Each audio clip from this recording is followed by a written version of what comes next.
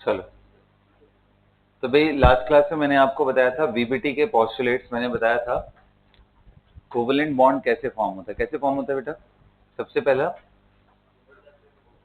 बोलो, हमें क्या देखना है? Valence electron participate in bonding. दूसरा, only the orbital having unpaired electron participate in bonding. Next, कैसे बॉन्ड बनता है? तो बॉन्ड बनने के लिए ऑर्बिटल्स का ओवरलैप। कौन से ऑर्बिटल का? जिनके पास भी अनपेयर्ड इलेक्ट्रॉन हो। यही था ना रूल? बोलो। उसके बाद हमने देखा था कि भाई ऑर्बिटल का जो ओवरलैप है कौन से पॉसिबल है कौन से नहीं, यानी हमने टाइप ऑफ ओवरलैप या टाइप ऑफ बॉन्ड देखा था। पहला देखा था सिग्मा। सिग्मा बॉन्ड में देखा था इंटरन्यूक्लियर एक्सिस के लॉन्ग ओवरलैप होना चाहिए, ये सुनो, S S sigma, P P sigma. अच्छा, पी पी सिग्मा के लिए ऐसे आना जरूरी है या पैरेलल आना जरूरी है? एंड ऑन ओवरलैप ना। अगर साइडवेज ओवरलैप होता है तो क्या बनता है? 5। एंड एसपी का भी कॉम्बिनेशन हमने देखा था। एसपी का जीरो कब होता है वो भी देखा था, zero overlap. Now coming back to the pi bonding. Pi bonding कितने तरह के होते हैं? P pi, then p pi d pi, then d pi. उसके बाद एक डेल्टा बॉन्ड देखा था। डेल्टा बॉन्ड में चारों के चारों लोब बिल्कुल ऐसे सामने की तरफ से आते हैं, ऑल 4 लोब्स, जैसे क्यूब पे 2 ऑर्बिटल रखे हो और उन दोनों को नजदीक लेके आया गया, तो ऐसे बनता है। वो कौन सा था? डेल्टा बॉन्ड, है ना? सभी एकदम क्लियर हो गया? बोलिए। फिर मैंने आपको कुछ मॉलिक्यूल्स दिए थे ड्रॉ करने के लिए, उनमें था O2 followed by N2, and then मैंने बोला था आप अमोनिया एंड CH4 के बारे में सोचना।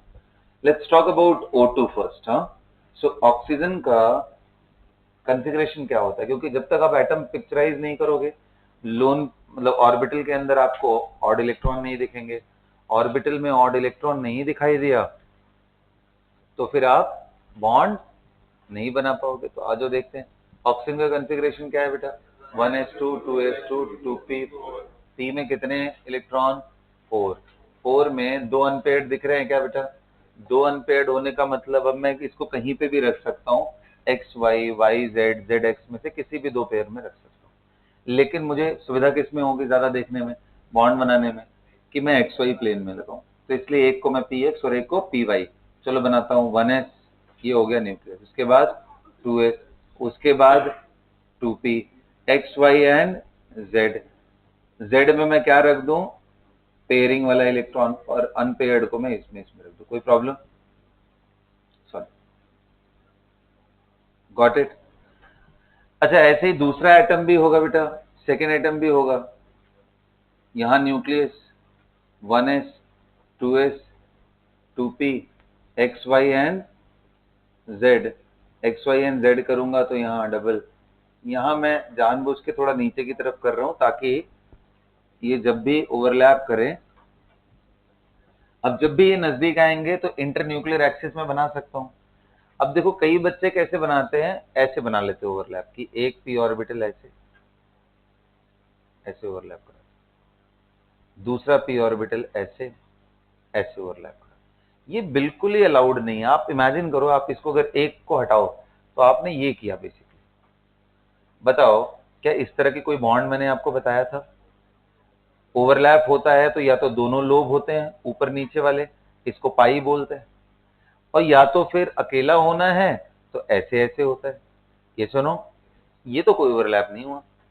इसलिए कभी भी आएंगे तो एक एक्सिस के लॉन्ग लेके आओ ताकि एक सिग्मा बने और वैसे इसके सोचने से पहले आप ऐसे बना लो कि एक सिग्मा और एक, तो आपको आइडिया लग जाएगा कि एक तो सिग्मा बनाना है। सिग्मा जैसे दिमाग में आया, पी पी के बीच में सिग्मा कैसे बनता है? जब वो सीधा सीधा है। तो यानी जो पहला ओवरलैप होगा वो ऐसा होगा।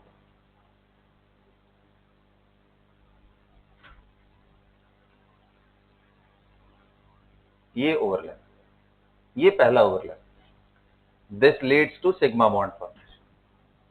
जो दूसरा ओवरलैप, अब देखो ये इतना दूर मैंने दिखा है, टेक्निकली इतने दूर नहीं होते ऑर्बिटल। दूसरा ओवरलैप, अब मैं उसको ढंग से दिखा नहीं पाऊंगा ना ओवरलैप को, तो मैं ऐसे अट्रैक्शन दिखा रहा हूं, कोई दिक्कत? ये सेकंड ओवरलैप। ये कौन सा है? पाई। दो पाई बॉन्ड नहीं है, पाई एक ही बॉन्ड है। जब दो ऑर्बिटल कंबाइन करेंगे तो बॉन्ड एक ही बनता है, दो नहीं बनता है। ऊपर नीचे दो बॉन्ड नहीं है, दिस इज पाई, ये नीचे भी पाई है ऊपर भी पाई है, पाई ही एक ही बॉन्ड है। Got it? जैसे आप ऐसा करते हो, पाई कैसे बनाते हो, ऐसे ही बनता है ना पाई, जिसको हम ऐसे दिखाने की कोशिश करते हैं, ये ना पाई, तो ये पाई है ऊपर। अब उनको एक दूसरे की तरफ इंक्लाइंड होके वो ओवरलैप करेंगे, समझ आया? तो एक सिग्मा है और दूसरा पाई है, ऐसे ही बनेगा। कौन बनेगा? O2 का स्ट्रक्चर। कितने लोग का सही हुआ था? जितने लोगों ने ट्राई किया था, कितने लोग का सही हुआ था ये? ठीक है। अच्छा, कितने लोगों ने ये वाली गलती करी थी कि साइड साइड करके ऐसे ओवरलैप? अरे नहीं बेटा, इसलिए मैंने पहले आपको पॉसिबल ओवरलैप्स दिखाए, ताकि आप इस तरह की पॉसिबिलिटी को रिजेक्ट कर दो। आप बोलोगे ऐसा हो ही नहीं सकता, क्योंकि ना तो ये सिग्मा बन रहा है, ना तो पाई बन रहा है, ना डेल्टा बन रहा है, तो जब पॉसिबल ओवरलैप है ही नहीं तो मैं इसको क्यों कराऊंगा? तो हटा दिया। नहीं, दिखा नहीं पाएंगे। अगर तुम्हें ऑर्बिटल इतने स्ट्रेच कर दिए तो नहीं दिखा पाएंगे, लेकिन ऑर्बिटल अगर मान लो ऐसे कर दिए होते तो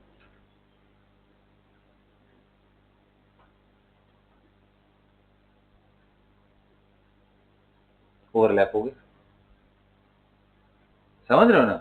तो वो तो बात है स्केलिंग का, किस लेवल पे आप जाकर के उसको बनाने की कोशिश कर रहे हो। तो ओवरलैप होगा, बिना ओवरलैप के बॉन्ड कैसे, है ना? ओवरलैप होता है बेटा। इलेक्ट्रॉन डेंसिटी जीरो नहीं होती ना बाहर। तो मैं ऐसे करके आपको दिखा रहा हूँ कि this is how the pi bond will form. They will incline to, बोल।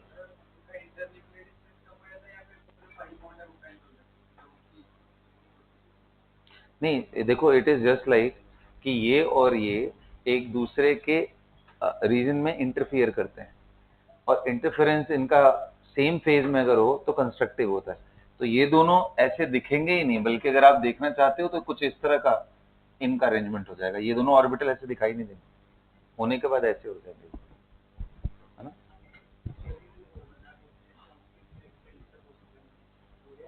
नहीं बेटा, पूरे कैसे हो पाएंगे? ये पेनिट्रेट होता जाएगा होता जाएगा होता जाएगा, एक लेवल के बाद तो न्यूक्लियस न्यूक्लियस आ जाएगा ना, तो पूरे नहीं हो पाते, पूरे नहीं करा सकते। शेयरिंग बस कॉमन रीजन का क्या?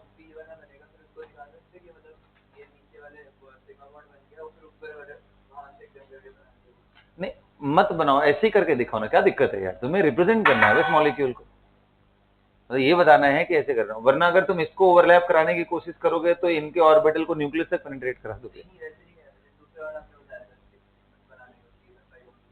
अच्छा, वैसे करके अब वो कर सकते हो, बट ये थोड़ा ज्यादा क्लियर पिक्चर देता है। ये ऑर्बिटल इसका था, ये इसका था, दोनों ओवरलैप करते हुए दिख रहे हैं। हाँ, इसके साथ आप चाहो तो वो ड्रॉ कर सकते हो दूसरा वाला भी, कि हो जाने के बाद कैसा दिखे। मतलब हो जाने के बाद आप चाहो तो आप इस तरीके से बना सकते हो कि 1s हुआ, फिर 2s हुआ, फिर तो आपको सिग्मा को भी मॉडिफाई करना पड़ेगा पूरा, ऐसा बन गया। एंड फिर पाई ऐसे दिखा दो, दिस इज पाई, ये पाई है और ये क्या है? सिग्मा। ओवरलैप होने के बाद इनका ओवरऑल किस तरह से दिखाई देंगे। ठीक, फिलहाल ऐसे ही रखो, क्योंकि हमें अभी और भी बनाना है। O2 बन गया? बोलो। O2 क्या है यहाँ पे? देखो, क्या पैरामैग्नेटिक है डायामैग्नेटिक? पैरा है या डाया है? हाँ, पैरा कहाँ हुआ जी? डाया हुआ ना। यहाँ देखो पेयरिंग हो गई, 1s में दो इलेक्ट्रॉन थे, कहीं अनपेयर्ड दिख रहे हैं क्या? इधर वाले भी अप डाउन होते हैं, क्योंकि purpose of bonding to pair its unpaired electron. तो कहीं दिख रहा है ना डाया? बहुत इंटरेस्टिंग बात है, इसको ध्यान में रखना। This is not diamagnetic, this is paramagnetic. अब ये पंगा आ गया। चलो अब इसको देखेंगे कैसे सॉल्व किया जाता है, लेकिन फिलहाल बीबीटी के कंसेप्ट से जो हमने लगाया उस हिसाब से ये डाया ही होना चाहिए। इसकी एक्चुअल मॉलिक्यूलर प्रॉपर्टी कैसी होती है, विल सी, विल सी की क्या प्रॉब्लम रही, क्या कमियां रही, इसको कौन सॉल्व करता है वो आगे देखेंगे। अच्छा जी, इसके बाद N2 ट्राई किया, N2 को भी ऐसे ही ट्राई करना है। नाइट्रोजन का configuration 1s2 2s2 2p, p में कितने ऑर्बिटल? तीन ऑर्बिटल है ना। एंड p के अगर तीन ऑर्बिटल आपको दिखाई दे रहे हैं तो 1s 2s 2p x y and एक एक।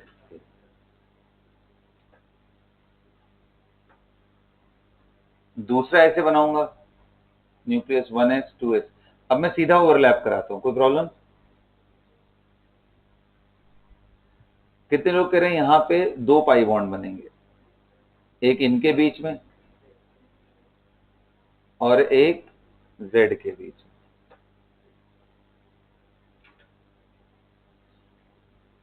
वो आपको थोड़ा ढंग से दिखाना पड़ेगा।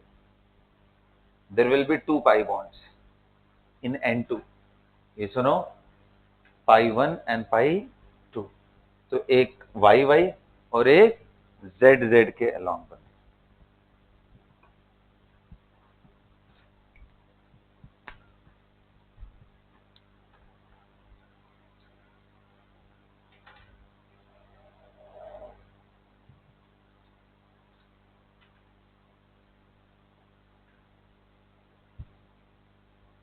सभी को समझ आ गया?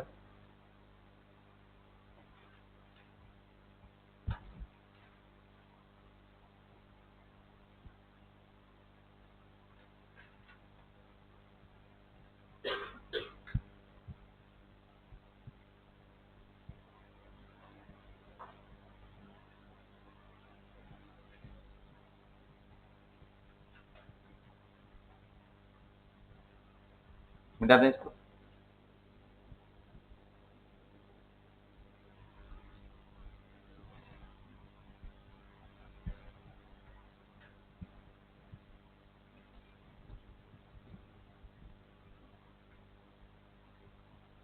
अब आ जाओ अमोनिया सोचते हैं। बताओ नाइट्रोजन के पास कितने अनपेयर्ड इलेक्ट्रॉन? कितने अनपेयर्ड है बेटा? अच्छा, हाइड्रोजन के पास कितने अनपेयर्ड? तो नाइट्रोजन अपने तीनों अनपेयर्ड को अगर बनाया जाए नाइट्रोजन के न्यूक्लियस को, तो ये 1s हुआ, ये 2s हुआ, ये px y and z। Agree करते हो सब लोग? अच्छा, तीनों में एक एक इलेक्ट्रॉन डाल रहा हूं, इधर वाले में तो अंडरस्टूड है कि सारे पर।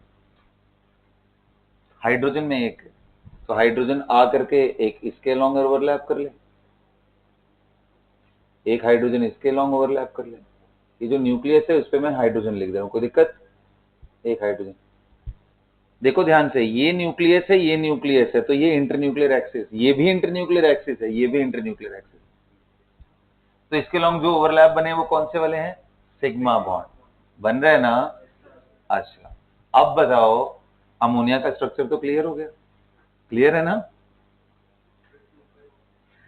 लेकिन कितने लोग कह रहे हैं कुछ तो सर इसमें गड़बड़ी दिख रहा है। क्या गड़बड़ी है? क्या? अमोनिया में पाई बॉन्ड कहां होता है? NH3 क्या कर रहा है बेटा? गड़बड़ी क्या लग रहा है? गड़बड़ी एंगल का है। आप बताओ, ट्रू एंगल मैंने आपको बताया था अमोनिया का कितना होता है? 107। यहां एंगल देख के बताओ कितना है? 90।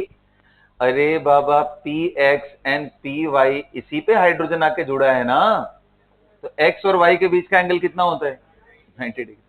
वाई एंड जेड के बीच का एंगल कितना होता है?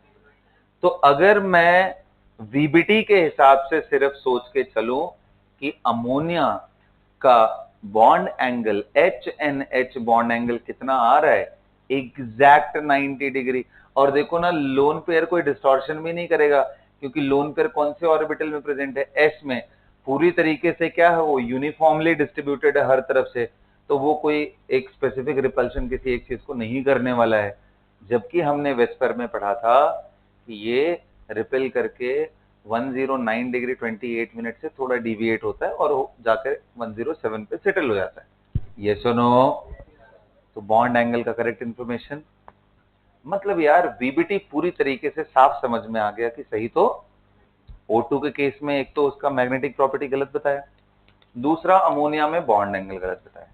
और तीसरी प्रॉब्लम तुम्हें दिखाता हूं। तीसरी प्रॉब्लम क्या है कि जब हम CH4 सोचते हैं, तो बताओ कार्बन के कॉन्फ़िगरेशन में 1s2 2s2 एंड 2p, बता p में कितने अनपेयर्ड इलेक्ट्रॉन? 2। s में कोई है क्या? नहीं है। तो कायदे से कार्बन को कितने हाइड्रोजन को साथ लेना चाहिए? तो क्या बनना चाहिए मॉलिक्यूल? CH2। CH2 अनस्टेबल होता है और ये सिर्फ इंटरमीडिएट होता है। कोई रिएक्शन हो रहा है, उस बीच में थोड़ी देर के लिए बनता है, फिर गायब हो जाता है।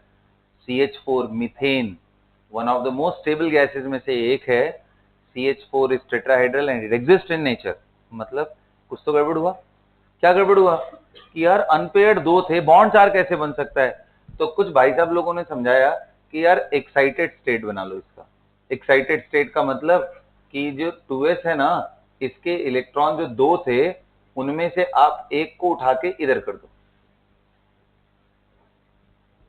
क्या ये ऐसा पॉसिबल नहीं है? बिल्कुल पॉसिबल है, हमने बहुत बार किया हुआ है ये चीज। नहीं किया हुआ? हमने हाइड्रोजन के केस में एनर्जी दे दे के एक्साइटेशन किया ना, first excited state, second excited state, third. ये कौन सी बड़ी बात है? इधर से इधर चला गया, एक्साइटेड स्टेट हो गया ये। क्या ये एक्साइटेड स्टेट में क्या ये एक्साइटेड स्टेट में 4 अनपेयर्ड दिख रहे हैं? अब 4 बॉन्ड बनेगा। लेकिन अब प्रॉब्लम क्या है? प्रॉब्लम ये है कि एक तो एस में रह गया अनपेयर्ड और 3 पी में रह गए। ये सुनो, और अगर 3 पी में है और एक एस में है, मैं 1s की बात नहीं कर रहा हूं, 1s में तो दोनों भरे हुए, तो कितने लोग कह रहे हाइड्रोजन यहाँ यहाँ यहाँ और एक हाइड्रोजन यहाँ। ये बड़ा अजीब सा हो गया यार, इसमें तो एंगल ही यूनिफॉर्म नहीं दिख रहे। 4 तो बन जा रहा है लेकिन एंगल यूनिफॉर्म, मतलब यहाँ तो एग्जैक्ट 109 डिग्री 28 मिनट का एंगल होता है, ना तो 90 के आसपास और ना कोई बॉन्ड इधर से उधर घूम रहा हो। फिर क्या है? तो फिर इस थियरी को मॉडिफाई किया गया, है ना। इस थियरी को मॉडिफाई करके एक कंसेप्ट इंट्रोड्यूस किया गया हाइब्रिडाइजेशन का। किस चीज का? ओके जी। अब ये समझाने के लिए कि CH4 में एंगल एग्जैक्ट यूनिफॉर्म कैसे है, तो इस थियरी ने क्या एज्यूम किया कि जब किनारे वाले एटम सेंटर को अप्रोच कर रहे होते हैं, सुनना ध्यान से, बहुत इंपॉर्टेंट है, मेरी बात ध्यान से सुनना। जो किनारे वाले एटम्स हैं, कौन से किनारे वाले एटम्स? जो हाइड्रोजन आ रहा है चारों तरफ से, वो जब अप्रोच कर रहा होता है, ये 1s था और ये 2s, और ये 2p का तीसरा ऑर्बिटल। हाइड्रोजन हाइड्रोजन जब चारों तरफ से हाइड्रोजन इसके पास आता है, तो इनके इलेक्ट्रॉन इनके ऑर्बिटल में जो इलेक्ट्रॉन है उनके बीच में रिपल्शन होता है। रिपल्शन होने से ये थोड़े कॉन्ट्रैक्ट होते हैं, बाहर वाले पे सबसे ज्यादा रिपल्शन, कॉन्ट्रैक्ट होकर के ये s के साथ इंटरमिक्सिंग होकर के नए ऑर्बिटल, नए एनर्जी लेवल को पैदा करता है। इसी इंटरमिक्सिंग को ही क्या बोलते हैं? हाइब्रिडाइजेशन। ये कंप्लीटली हाइपोथेटिकल है, एकदम हाइपोथेटिकल। ये मतलब समझ लो लोगों के दिमाग की उपज है कि ऐसा हो रहा होगा। अगर ऐसा नहीं हुआ तो एंगल कभी भी यूनिफॉर्म नहीं आएगा। तो हेडिंग डालिए। लेकिन पहले पहले कुछ पॉइंट्स लिखिए इसके बारे में। With the help of VBT, लिखो जो मैं लिखवा रहा हूं। With the help of VBT, with the help of VBT alone,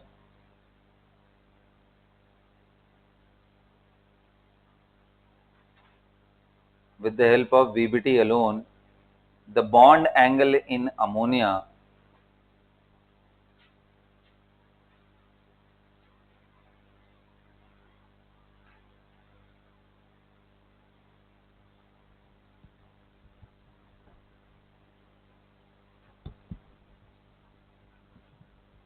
is found to be 90 degree, but in reality the bond angle is 107 degree, but in reality the bond angle is 107, but in reality the bond angle is 107। सभी को clear हो गया? 107, यहां तक सबको समझ में है? बोलिए बेटा, अगला लिखिए, अगला लिखिए। By VBT carbon should form CH2, not CH4। क्यों है सब? Because carbon in ground state have 2 unpaired electron. because carbon in ground state have 2 unpaired electron.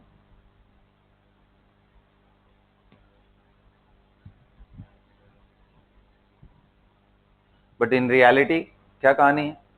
CH2 is highly unstable intermediate, but CH4 is quite a stable molecule. But in reality, CH2 is highly unstable intermediate,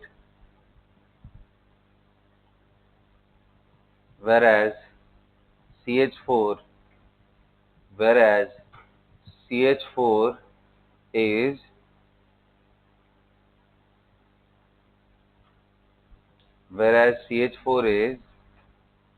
a stable molecule.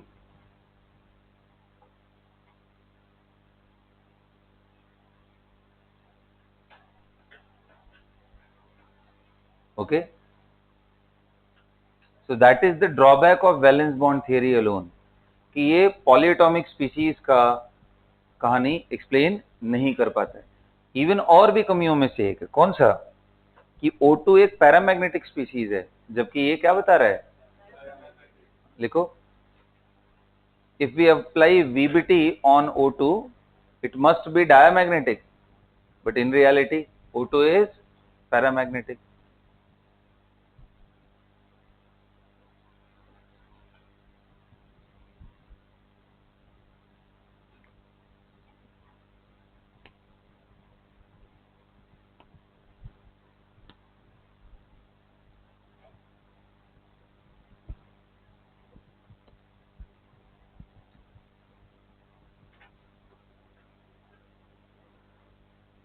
लिख लिया? समझ में आ गया सबको? हाँ जी.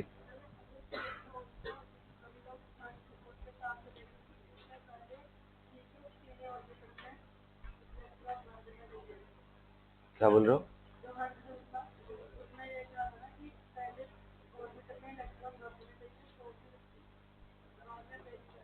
कौन से orbital में? डिजेनरेट ऑर्बिटल, p ऑर्बिटल्स में. s के ऑर्बिटल p के ऑर्बिटल दोनों को इकट्ठे नहीं बाबा. पहले टोटल कितने इलेक्ट्रॉन थे p में? 2 ही ना, तो हमने एक एक भरा हुआ है. पेयरिंग कहाँ कराई है? तुम क्या बोल रहे थे पहले? इसको भी उठा के यहाँ कर दे?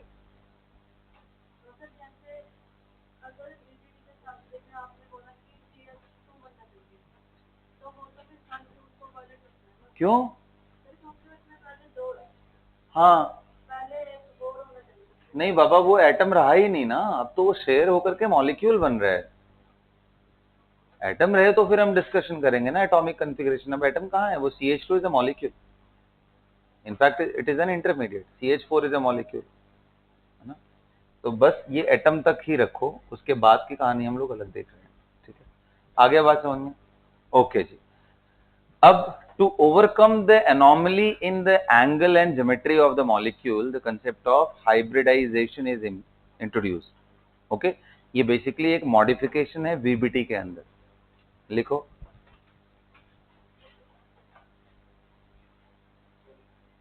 लिखो, to overcome the irregularity in bond angle and molecular geometry, to overcome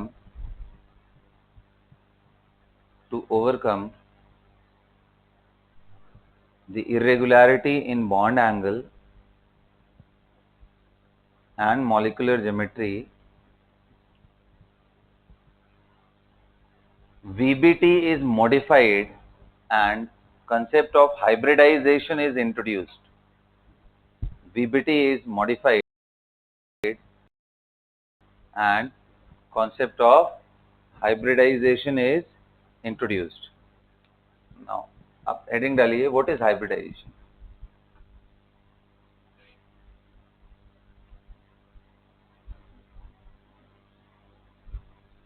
okay, अभी आपको हेडिंग डालना है. ओके जी, आई होप कि आपने ये मॉलिक्यूल्स बनाए होंगे, है ना, कि ऐसे 90 डिग्री आ रहा है. नहीं बनाया तो कहीं एक बॉक्स में करके बना लो अमोनिया का. 90 डिग्री में कैसे बोल रहा हूँ? क्योंकि कभी कभी क्वेश्चन पता है कैसे आता है? Assuming there is no hybridization, what will be the bond angle? In that case it will be 90 degree as per VBT. ये सुनो, कोई हाइब्रिडाइजेशन नहीं हो रहा है तो कैसे मानेंगे? जो एंगल वीबीटी से आ रहा है वो एंगल कितना आ रहा है? 90 डिग्री।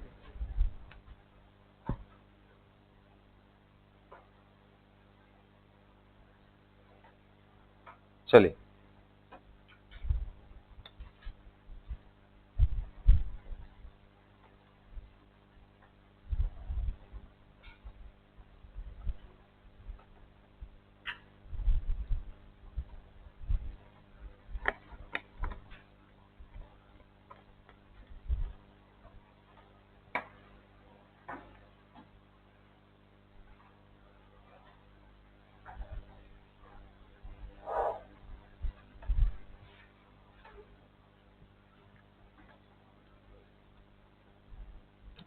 अब हेडिंग डालिए आप लोग, हाइब्रिडाइजेशन।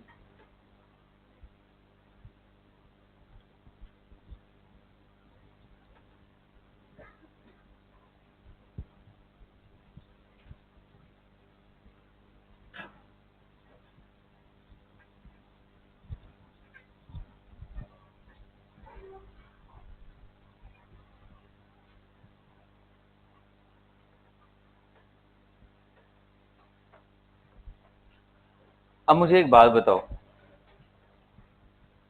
हाइब्रिडाइजेशन है क्या? लिखो, hybridization is an intermixing of, hybridization is an intermixing of orbitals of similar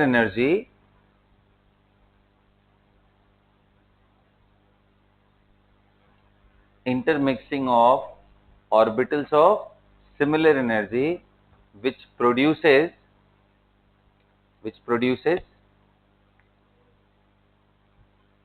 equal number of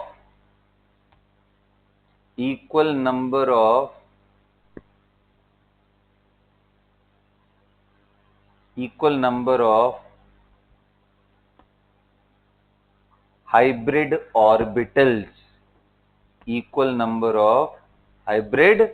orbitals, अब देखो पहले इंटरमिक्सिंग समझते हैं। तो देखो यहां पे अगर मैं S को इंटरमिक्स कराऊं किसके साथ? एक सिंगल P के साथ,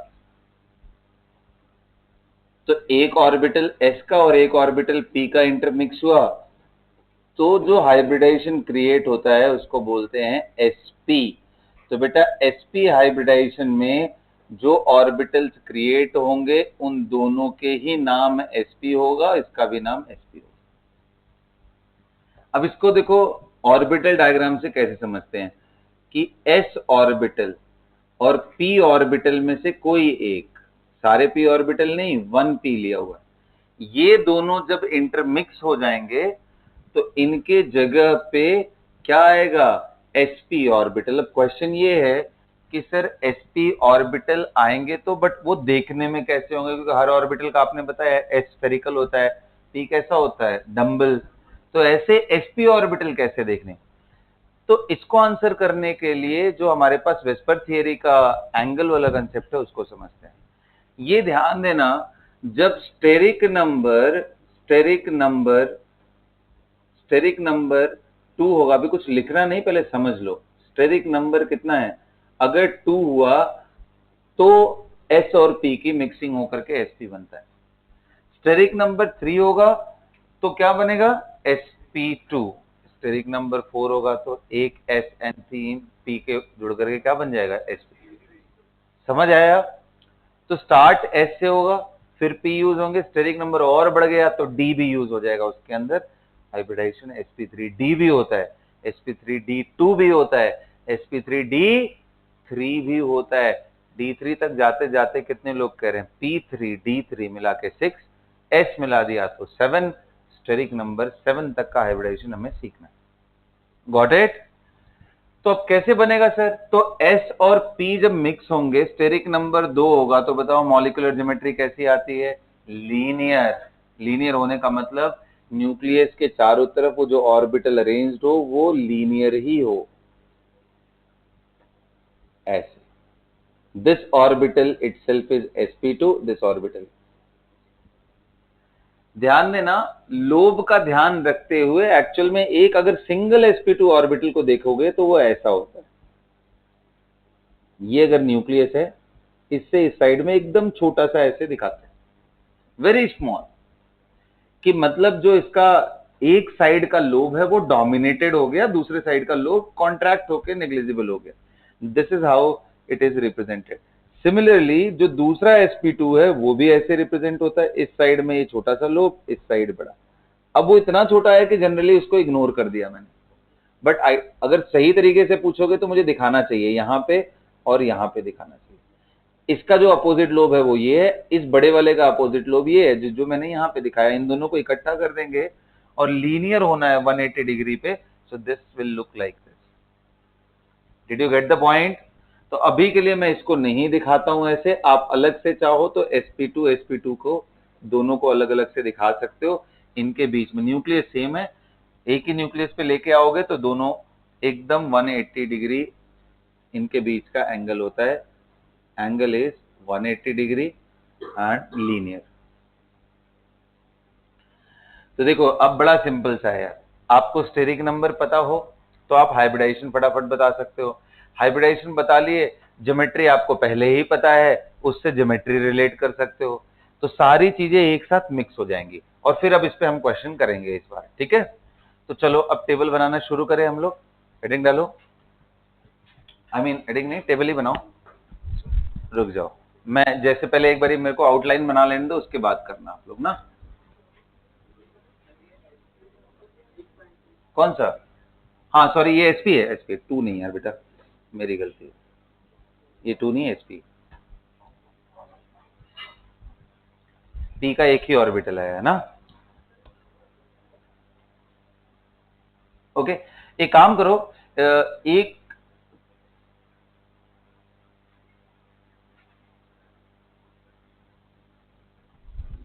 मेरे को पहले टेबल बना लेने दो उसके बाद, क्योंकि रिक्वायरमेंट चेंज हुई तो दिक्कत हो जाएगा। सीरियल नंबर एक बनाते हैं, सॉरी सीधा स्टेरिक नंबर बनाते हैं, सीरियल नंबर की जरूरत नहीं है। स्टेरिक नंबर,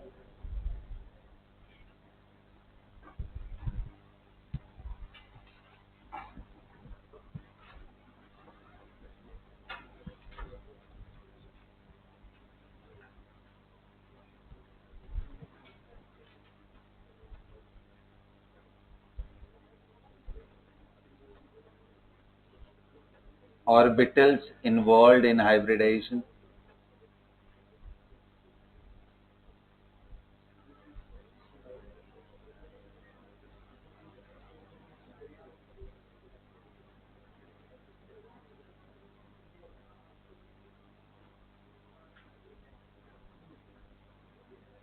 बात नहीं, इसके बाद हाइब्रिड ऑर्बिटल,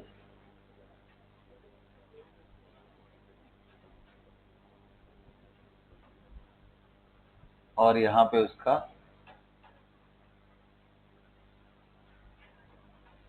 ज्योमेट्री। चलो स्टार्ट करते हैं अब इससे। देखो, स्टेरिक नंबर अगर 2 है तो ऑर्बिटल कौन कौन सा एस एंड पी इंटरमिक्स होगा, क्या बनेगा ये? S P. इसको देखना कैसे है? S and P is getting intermixed and it will form sp and sp with the other lobe I told you on the other side. So this is sp and this is also sp. कितने orbital intermix किए? 2 orbital. कितने नए orbital बनेंगे? Equal number में, तो 2 orbital बने। तो ये दोनों अब गायब हो चुके हैं, इसके जगह अब ये 2 ऑर्बिटल आ चुके हैं। समझ गए ना इंटरमिक्सिंग का मतलब ये। अब ज्योमेट्री कौन सी होगी? बड़ी सिंपल सी बात है यार, लीनियर। अब बताओ, स्टेरिक नंबर 3 हुआ तो कौन कौन से ऑर्बिटल इंटरमिक्स करेंगे? It will start with S. कितने पी के? तो एक एस और पी के 2, यानी एक एस पी के 2 का मतलब, अच्छा पी में आपको पता है ना दोनों परपेंडिकुलर होते हैं, पी एक्स पी वाई, ये न्यूक्लियस। तो अब जो बन के आता है उसका हाइब्रिडाइजेशन का नाम क्या है? sp2। क्या बोलते हैं? sp2 में कितने ऑर्बिटल आएंगे? 3 ऑर्बिटल, क्योंकि 3 ऑर्बिटल कंबाइन किए हैं तो 3 नए पैदा होंगे। कैसा दिखेगा? कैसा दिखेगा सर? अगर आप इनको इंटरमिक्स करोगे तो ट्राइगोनल प्लेन ऐसे बना दो। वैसे मैंने बताया अगर एक सिंगल ऑर्बिटल को दिखाना हो तो उसका सही तरीका क्या है? न्यूक्लियस के दोनों तरफ एक लोब बड़ा दिखाओ और एक लोब छोटा दिखाओ। एक को प्लस साइन से, एक को माइनस, और इधर माइनस किया तो इधर प्लस करो। बट मैं सिर्फ और सिर्फ मेजर लोब को दिखा रहा हूं, इसलिए ये ऐसा होगा। ये कैसे पता चला मुझे कि ऐसा होगा? क्योंकि मुझे पता है स्टेरिक नंबर 3 की कोरेस्पॉन्डिंग ज्योमेट्री कैसी होती है। और वो कैसे पता है? कि जितने इलेक्ट्रॉन पेयर आते हैं उनको ऐसे रखते हैं कि मैक्सिमम डिस्टेंस पे हो, तो यही अरेंजमेंट निकल के आता है। सब रिलेटेड है एक दूसरे से। चलो, तो sp2 है, sp2 पे ट्राइगोनल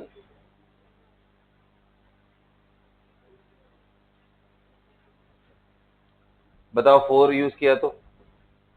अच्छा एक बात बताओ बेटा, अगर किसी एटम का p एक ही यूज हो रहा है तो उसके 2 p बचे भी हुए हैं, वो ऑर्बिटल इस sp हाइब्रिडाइज्ड ऑर्बिटल के साथ कितना एंगल बनाएंगे बताओ? जो p ऑर्बिटल बचे रह गए हैं, इसमें 3 p ऑर्बिटल होते हैं ना, px py एंड pz। जो बचे हुए p ऑर्बिटल है, यानी मान लो अगर px यूज हो गया, कौन बच गया? py and pz। वो कितना एंगल बनाएगा इसके साथ? 90 डिग्री, y भी और z भी। ऐसे sp2 में तीनों ऑर्बिटल परपेंडिकुलर होते हैं ना, तो 2 ही p यूज हुआ है, तीसरा बचा है ना, वो किसके परपेंडिकुलर होगा? इन तीनों ऑर्बिटल के। मतलब ऐसा, एक लोब ऊपर और एक लोब, ये हमेशा ध्यान रखना। जो बचे हुए p ऑर्बिटल होते हैं वो above and below the plane of the hybridized orbital है। क्या ध्यान रहेगा सभी को? ठीक है, वेरी गुड। तो ये ट्राइगोनल प्लेन है। ऐसे बताओ, अगर 4 स्टेरिक नंबर आ रहा है तो s कितना लो? s तो एक ही होता है यार। p कितना लो? 3। अब बताओ, अगर p के तीनों ऑर्बिटल यूज हो गए, px py pz, तो 3 डायमेंशनल ज्योमेट्री बनेगी। और वो 3 डायमेंशनल ज्योमेट्री को हम क्या बोलते हैं? बोलो ना, टेट्राहेड्रल। टेट्राहेड्रल में ध्यान है, एक को ऐसे बनाते हैं, एक को ऐसे बनाएंगे, ये न्यूक्लियस है ना, तो थोड़ा दूर रखना, और एक ऐसे और एक ऐसे, ध्यान रखना, एक को अंदर और एक को बाहर।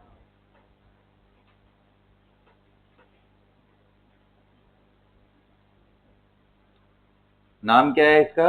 sp3। कितने ऑर्बिटल बनेंगे बेटा? 4 बनेंगे। जितने मिक्स होते हैं उतने ही नए ऑर्बिटल बनते हैं। आपसे पूछा जाए कि sp3 के ऑर्बिटल डीजनरेसी क्या है? 4। कितने ऑर्बिटल इक्वल एनर्जी के मिल रहे हैं हमें? 4। हाइब्रिडाइजेशन होने के बाद हमें इक्वल एनर्जी के ऑर्बिटल्स मिलते हैं। देखो ना, सारे इक्वल एनर्जी। और हाइब्रिडाइजेशन होने से पहले क्या s और p की एनर्जी इक्वल थी? नहीं होगा। हमें पता है 2s से ज्यादा एनर्जी किसकी होती है? 2p की। इनकी एनर्जी सेम नहीं थी, लेकिन sp3 के चारों डब्बों की एनर्जी आइडेंटिकल। अच्छा, अब मैं एक और बात बताता हूं, इसमें क्या परसेंटेज s निकाल सकते हो? अब निकाल लोगे तुम लोग? निकाल लोगे क्या? बताओ, इन तीनों में परसेंटेज s कितना है, जिसको s कैरेक्टर भी बोलते हैं? परसेंटेज s और s कैरेक्टर, बोलो कितना आएगा परसेंटेज s? हाँ, कितने कितने ऑर्बिटल इंटरमिक्स हुए हैं? 2। उनमें से कितना s है? 1। 1/2 इंटू 100 कितना आया? 50%। sp2 में बता परसेंटेज s कितना है? s कैरेक्टर कितना है? 1/3 इंटू 100 कितना आ गया? बता इसमें बेटा sp3 में क्या है?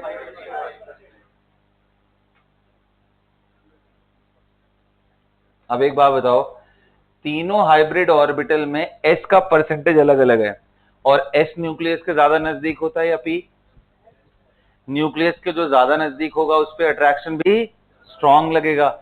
तो जिस भी कार्बन का हाइब्रिडाइजेशन sp हुआ, परसेंटेज एस 50% हुआ, क्या उसका इलेक्ट्रोनेगेटिविटी बढ़ जाएगा? यही बात तो मैंने आपको लिखवाई थी कि जैसे जैसे परसेंटेज एस बढ़ता जाता है वैसे वैसे उस पर्टिकुलर ऑर्बिटल में सेंटर की तरफ से अट्रैक्शन पावर बढ़ेगा, और अट्रैक्शन बढ़ेगा तो इलेक्ट्रॉन को विड्रॉ करने की एबिलिटी बढ़ेगी, और इलेक्ट्रॉन को विड्रॉ करने की एबिलिटी ही तो क्या होती है? इलेक्ट्रोनेगेटिविटी। इलेक्ट्रोनेगेटिविटी बढ़ता है, इसलिए कार्बन sp हाइब्रिडाइज्ड है, कार्बन sp2 हाइब्रिडाइज्ड है, या कार्बन sp3 हाइब्रिडाइज्ड है, उसी से क्या निकालते हैं हम? उसकी इलेक्ट्रोनेगेटिविटी। तीनों कार्बन की इलेक्ट्रोनेगेटिविटी आइडेंटिकल, क्योंकि परसेंटेज सबका अलग अलग होता है। समझ में आ गया? Very good. चलो ये पहले यहाँ तक नोट करो, उसके आगे भी कराना है मुझे, जल्दी नोट करो।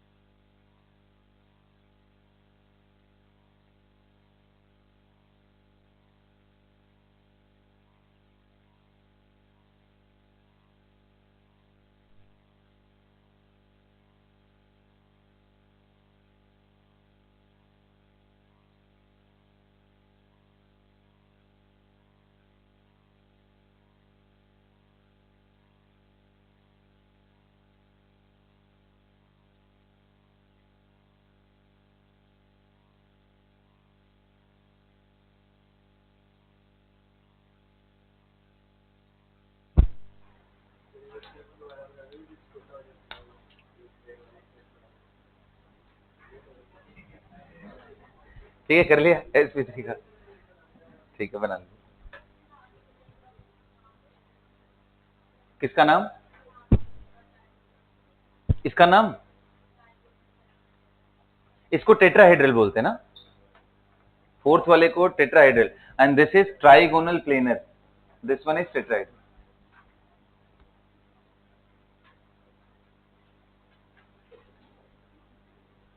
This is trigonal planar and this is tetrahedral.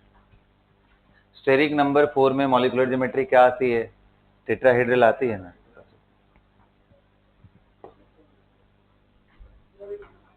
ये कहां से ऊपर से मिटा दे रहा हूं?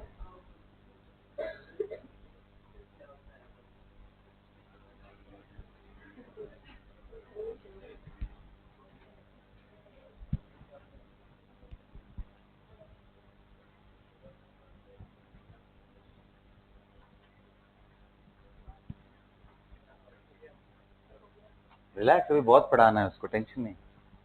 ठीक है, अभी परसेंटेजेस तो निकालने आया है ना। हाँ, तो बस उतना अभी दिमाग में रखो, बस बाकी छोड़ दो। और दूसरा दिमाग में क्या रख लो कि परसेंटेजेस बढ़ेगा तो इलेक्ट्रोनेगेटिविटी बढ़ जाएगा। अभी इसको दिमाग में ऐसे ही रखो, फिर कभी समझाएंगे आराम से। Got it? आ जाओ। अब स्टेरिक नंबर 4 के बाद देखते हैं स्टेरिक नंबर 5। बेटा स्टेरिक नंबर 5 में बताओ क्या यूज होगा? एक S3P के और कौन से ऑर्बिटल इंटरमिक्स होंगे?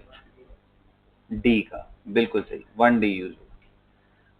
अब sp3d यानी हाइब्रिडेशन जो बनेगा उसका नाम क्या है? sp3d hybridisation.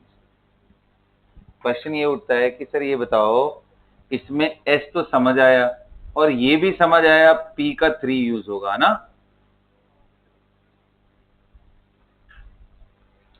अब इसमें जो d यूज हो रहा है, d कौन सा यूज हो रहा है? क्योंकि हमने देखा दो, मतलब पांचों d के जो लोब्स है वो अलग अलग प्लेन में होते हैं, और dz स्क्वायर सबसे वियर्ड है, उसके लोब ऊपर नीचे और ऐसा रिंग लाइक स्ट्रक्चर है, डोनट जैसा स्ट्रक्चर।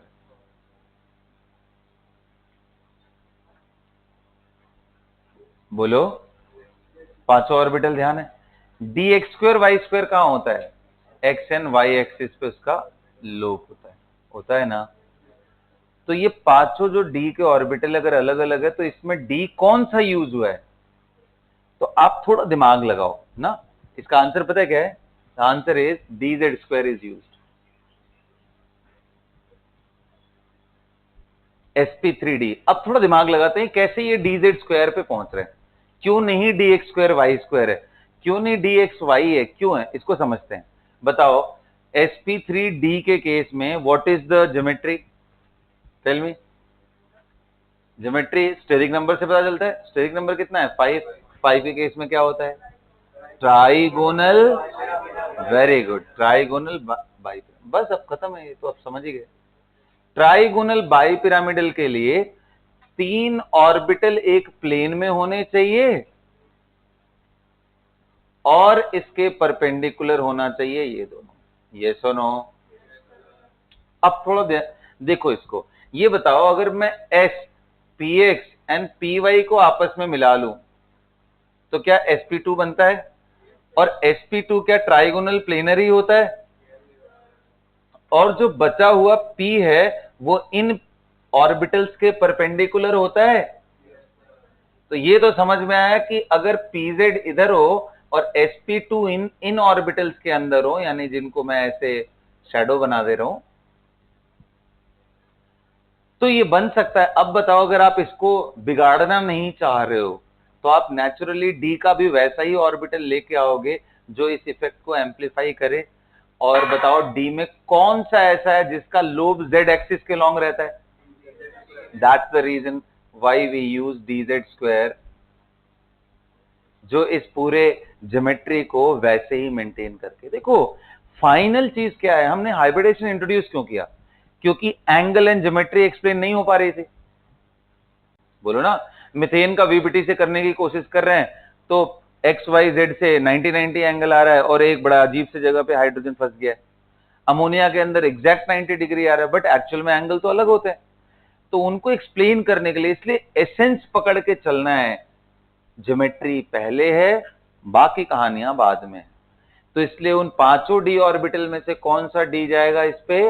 D z square. समझ में आया?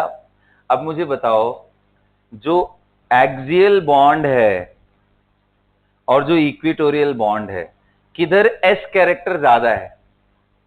कौन से साइड में एस कैरेक्टर ज्यादा है? इक्विटोरियल बॉन्ड की तरफ एस कैरेक्टर ज्यादा है, क्योंकि इधर sp2 का कैरेक्टर है, ऊपर pz एंड dz। अब कितने लोग कह रहे हैं सर ये हाइब्रिडाइजेशन का जो मेन पॉस्टुलेट है उसके अगेंस्ट जा रहा है। कैसे? क्योंकि हाइब्रिडेशन क्या बोलता है? It generates equal number of orbitals having identical energy या identical how to say the lobe structure। But हमने देखा यहां पे एक्सियल के लॉन्ग लोब थोड़े इलोंगेटेड होते हैं और इक्वेटोरियल के लोब्स थोड़े कॉन्ट्रैक्टेड होते हैं। और इसको हमने वेस्पर में कैसे एक्सप्लेन किया था कि भाई 390 डिग्री के एंगल हो जाए तो ऊपर वाले को 90 डिग्री का रिपल्शन होने से स्ट्रेच हो जाता है ना।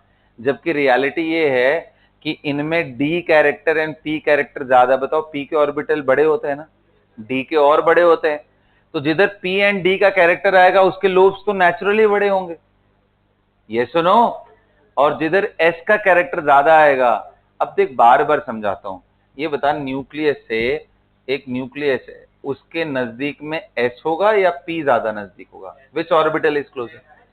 तो न्यूक्लियस से इसके अंदर वाले इलेक्ट्रॉन पे स्ट्रॉन्गर अट्रैक्शन लगेगा, इससे कम लगेगा। और इलेक्ट्रॉन पे स्ट्रॉन्गर अट्रैक्शन लगे तो इसकी विड्रॉइंग एबिलिटी ज्यादा होगी, इसलिए इलेक्ट्रोनेगेटिविटी ज्यादा होगी। इलेक्ट्रोनेगेटिविटी क्या होता है यार? किसी बॉन्डेड इलेक्ट्रॉन पेयर को खींचने की एबिलिटी। तो जिसमें भी, जिस भी हाइब्रिडाइजेशन में एस कैरेक्टर बढ़ जाता है, उस ऑर्बिटल के अंदर जो भी ओवरलैपिंग हो रही है उनके इलेक्ट्रॉन को न्यूक्लियस ज्यादा पास खींचता है, इसलिए बोलते हैं कि उस ऑर्बिटल की। तो कहने का मतलब यहाँ पे इन ऑर्बिटल में परसेंटेजेस ज्यादा है और इन ऑर्बिटल में परसेंटेजेस थोड़ा कम। अगर आप ऐसे निकालो कितना परसेंटेज ऐसे, ये मानते हुए कि सारे ऑर्बिटल में एक ही जैसा है, तो निकाल सकते हैं परसेंटेज। कितना आएगा? 1/5 इंटू 100 कितना आ गया? 25%। हमारे दिमाग में क्या आ रहा है? सारे ऑर्बिटल में 25% ऐसे, बट आइडियली कैसा सिचुएशन है? ऊपर पीजेड एंड डीजेड स्क्वायर का कैरेक्टर थोड़ा ज्यादा है, इसलिए ऊपर वाले में आइडेंटिकल नहीं। लेकिन कभी आपसे ना क्वेश्चन पूछ ले ऐसे सीधा सीधा कि बताओ परसेंटेज एस कितना है, तो आप समझ लेना कि वो ये एज्यूम कर रहे हैं कि सब में इक्वल डिवाइड हुआ है, तो आप वैसे ही आंसर करना, है ना। क्लियर हुआ? तो ये मैंने पूरी कहानी इसलिए सुनाई ताकि आपको समझ में आए डीजेड स्क्वायर कैसे पिक्चर के अंदर आया। क्लियर हुआ क्या? तो जो ट्राइगोनल प्लेनर वाला है उसके अंदर s, p x and P y है, और जो ऊपर नीचे बन रहा है उसके अंदर क्या है? PZ and d z square. Note करो जल्दी इसको।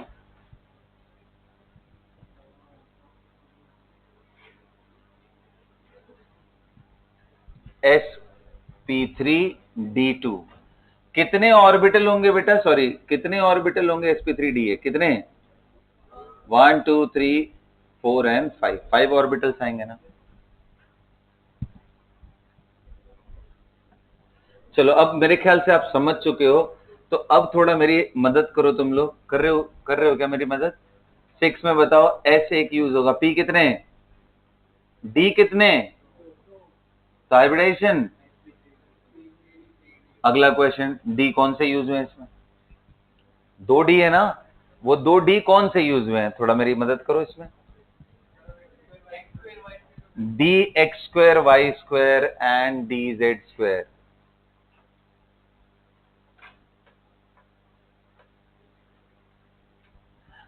आप देखो स्क्वायर प्लेनर कैसे बनता है?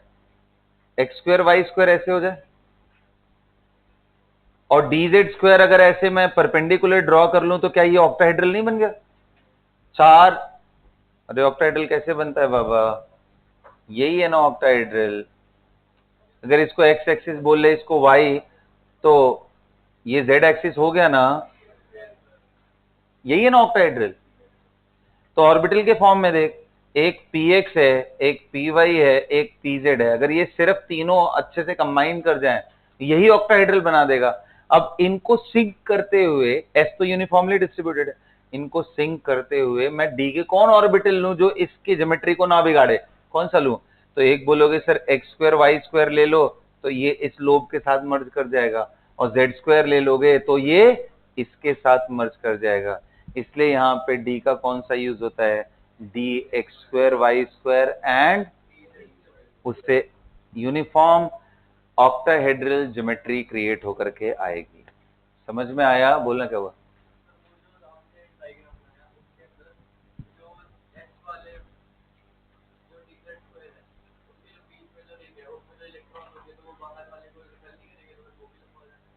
कौन से वाला? हाँ, हाँ करता है, वो तो इनहेरेंट प्रॉपर्टी इसका, करता ही है, कौन कह रहा है कि नहीं करता। अब किस एक्सटेंट तक हो रहे हैं बेटा, इसका जो बॉन्ड लेंथ होता है हमेशा एक्सियल का ज्यादा पाया गया है, axial bond length is longer as compare to equatorial, है ना। तो रिंग तो है, मैं मान रहा हूँ, कहाँ बोल रहा हूँ कि नहीं है, ठीक है। पहली बात तो देखो, पहली बात दिमाग में बिठाओ ऐसे कि जब हम इंटर मिक्सिंग कर रहे हैं S3P एंड DZ स्क्वायर की, तो अब कुछ नहीं बचा है, सिर्फ यही है, जो भी सामने है सिर्फ यही है। ड्यूरिंग ये क्या हो रहा है कि अब तू वैसी वाली बात कर रहा है कि सर एक S ले लो और सर एक P ले लो, इन दोनों को मिक्स करके आप ऑर्बिटल जो बना रहे हो, ये जो इस तरीके से ऑर्बिटल बना रहे हो, ये तो P ऑर्बिटल ही दिख रहा है, बट P नहीं है, इसके अंदर S कैरेक्टर लेते हुए इधर भी SP है, इधर भी SP है, मतलब दोनों तरफ S 50%, P भी 50%, तो उनका मिक्सचर क्रिएट हुआ है, इसलिए मैंने बताया था कि दोनों तरफ का लोब होगा। तो अब ये ना तो S है ना तो P है, बल्कि एक नया ऑर्बिटल क्रिएट हो गया। उसी तरीके से इसको तुम अब DZ स्क्वायर एंड PZ को मत ध्यान दो, now all of them have become sp3d sp3d, तो अब वो रिंग विंग स्ट्रक्चर से सब गायब हो चुके हैं, कुछ नहीं बचा है, ठीक है ना। तो ऐसा मत सोचो कि वो सब एग्जिस्ट कर रहे हैं। बना लिया सबने, चलो। तो sp3d2 में कैसा ज्योमेट्री आता है बेटा, ऑक्टाहेड्रल, इसका नाम क्या था, ट्राइगोनल बाई पिरामिडल, और यहां पे क्या सोचोगे, ऑक्टाहेड्रल।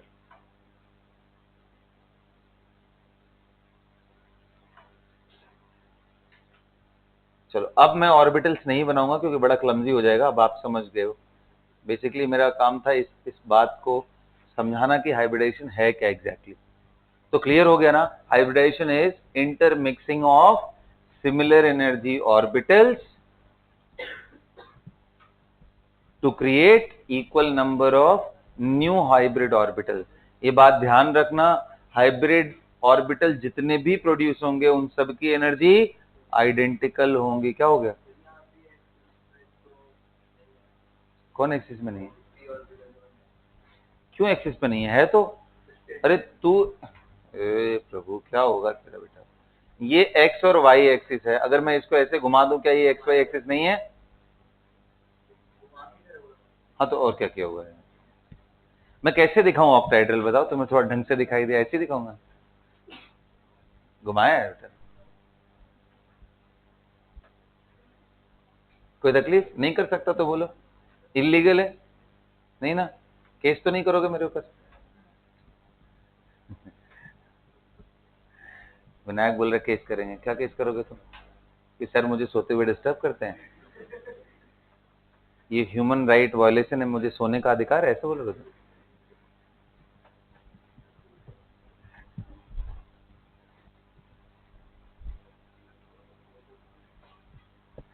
चलो डन बेटा, अब आप 6 में कर लिए, ऐसे 7 में क्या यूज करोगे, sp3d3, sp3d3 कर लो, कहानी खत्म इसका। और इसका ज्योमेट्री कैसा होगा, पेंटागोनल बाई पिरामिडल, वो पूरा ये कहानी दिखाने का जरूरत नहीं है, उसमें नॉर्मल बॉन्ड बना करके छोड़ दो, हो गया। क्वेश्चन लिखे हम लोग, write down the question everyone, मेरे ऐसे, ठीक है।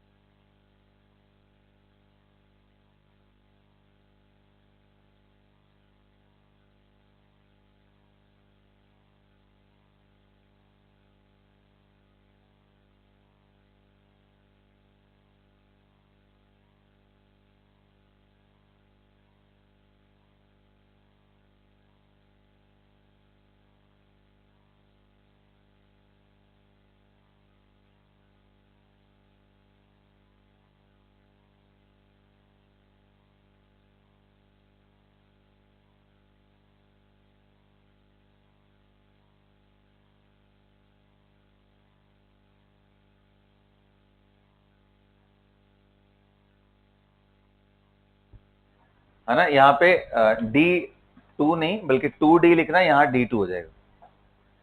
How many orbitals in sp3d2 guys? How many degenerate orbitals are there? Count them यार, कितने ऑर्बिटल हुए हैं? एक और तीन, चार, छह, 1 2 3 4 5 6, हाँ 6 orbital. The name of all of them is sp3d2।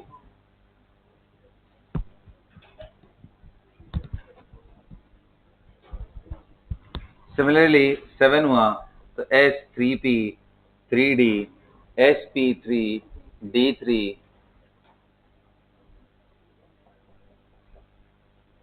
बना लेना, मतलब 7 होंगे ना। इधर नाम क्या होगा? पेंटागोनल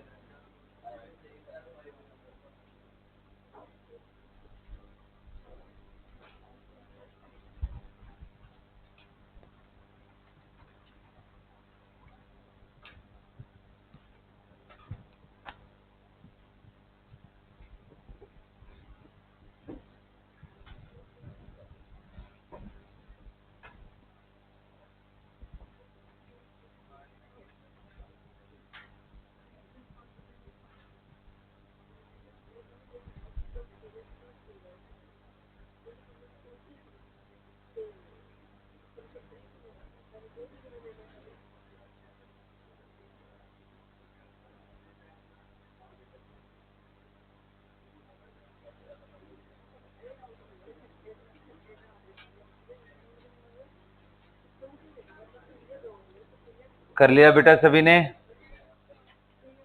किया जाए आगे डिस्कस। अब क्वेश्चन लिखिए आप लोग, अच्छे अच्छे क्वेश्चन लिखते हैं हम लोग। लिखो, find the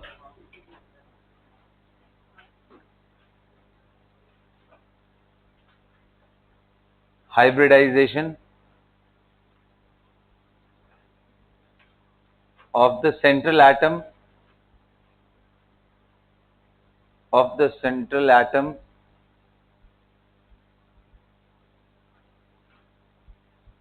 and structure of the molecule. Structure of the molecule.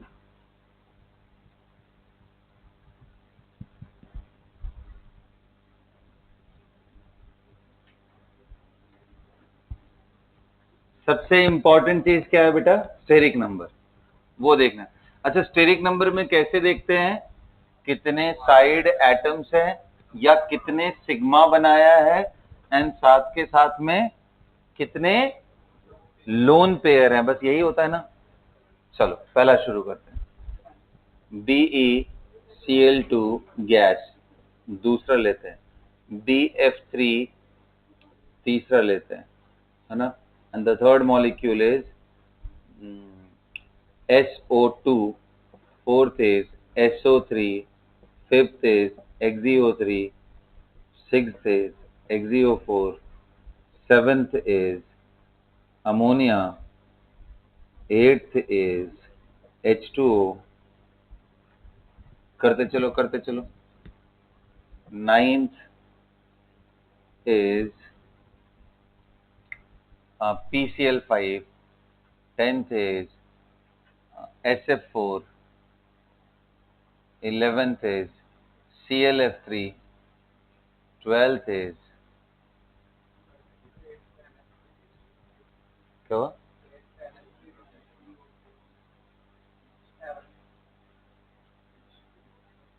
क्या होगा? जो लिखा है वही लिख लो यार। कौन सा ये? हाँ NH,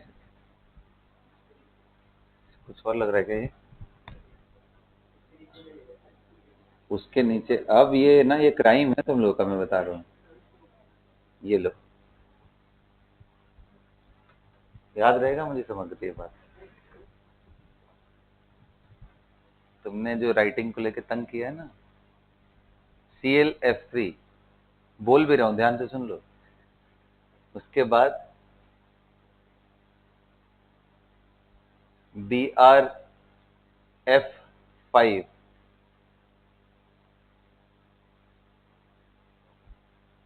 IF7, XeF2,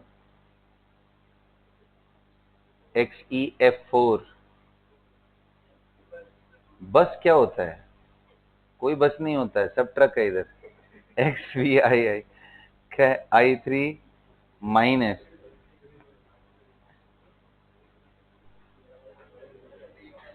इधर homework, excuse me, I3 plus I3, next is, confuse मत करो तो मुझे, दिमाग में मॉलिक्यूल्स बहुत सारे हैं मेरे। ले गया काम से, कहाँ?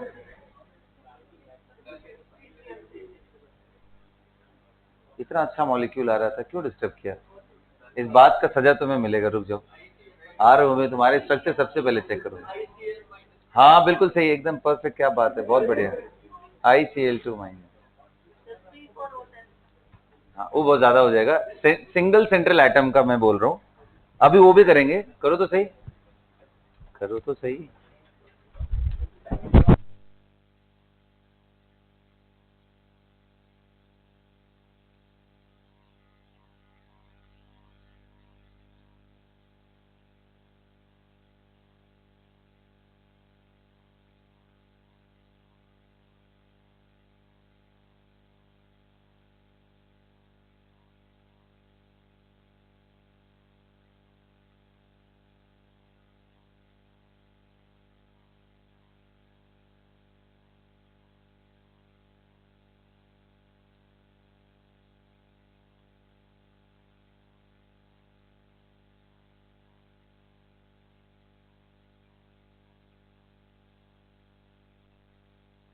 Do it everyone, and now I will check your notebooks, okay?